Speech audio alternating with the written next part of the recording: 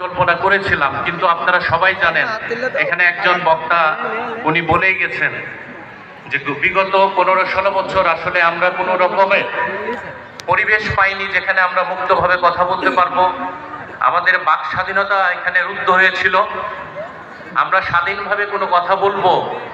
ইসলাম বা ধর্ম মানুষের এমন একটা প্ল্যাটফর্ম যেখানে একটা মানুষ বিভিন্ন মতের বিভিন্ন দর্শনের মানুষ এক জায়গায় এসে নিজের একটা মতামতে ঐক্যবদ্ধ হয়, সেই জায়গাটাও নিরপেক্ষ ছিল না। বিগত বছরগুলোয় দেখা গেছে যে কোনো ইসলামী জালসা হোক বা সমাজের নিরপেক্ষ যে কোনো প্রোগ্রামে আমরা লক্ষ্য করেছি আমাদেরকে প্রেসক্রিপশন ধরিয়ে দেওয়া হতো কি বলতে হবে আমাদেরকে। আমরা হাদিসের কথা শুনবো না কোরআনের কথা শুনবো, এগুলোর কোনো বালাই ছিল না। মঞ্চে কে প্রধান অতিথি হবেন, কে বিশেষ অতিথি হবেন, এই লিস্টগুলি আমাদেরকে ধরিয়ে দেওয়া হয়েছিল। তো যে কারণে আমরা ভেবেছিলাম আসলে আমাদের শিক্ষকদের সম্মান জানাতে এসে সম্মানটা যেন ম্লান হয়ে না যায়, তাদের যেন অসম্মান না হয়। যে কারণে আমরা এই পরিকল্পনাটা বাস্তবায়নের জন্য অপেক্ষা করছিলাম। আল্লাহ আজকে আমাদেরকে একটি সুদিন দিয়েছেন।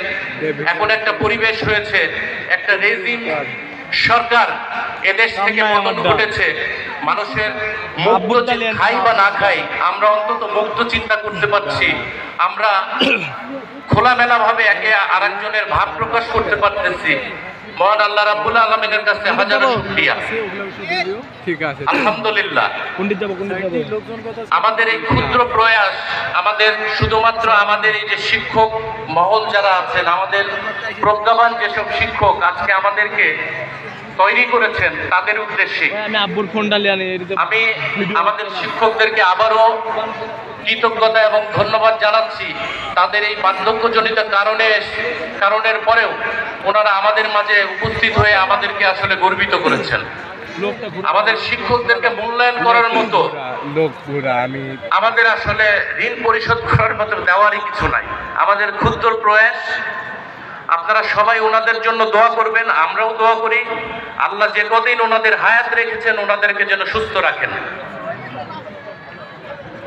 আমাদের একটি শিক্ষক এই মাত্রই অসুস্থ বোধ করছিলেন, আমাদের প্রাণপ্রিয় শিক্ষক জালাল খান নামে আমাদের কাছে অধিক পরিচিত উনি। ওনার শারীরিক সুস্থতার জন্য আপনারা দোয়া করবেন। আমি খুব বেশি দীর্ঘায়িত করব না আমার বক্তব্য, তারপরেও দুটি কথা না বললে হয় না।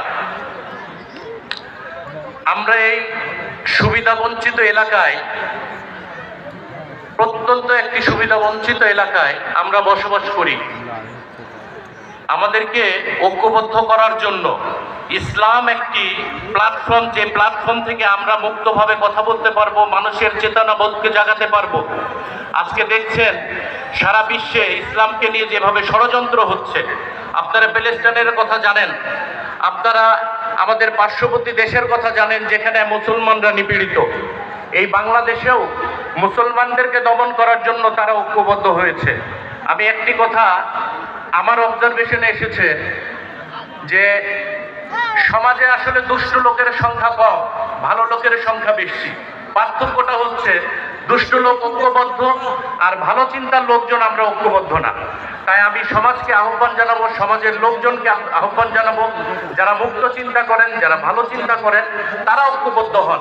এই দুষ্ট শক্তি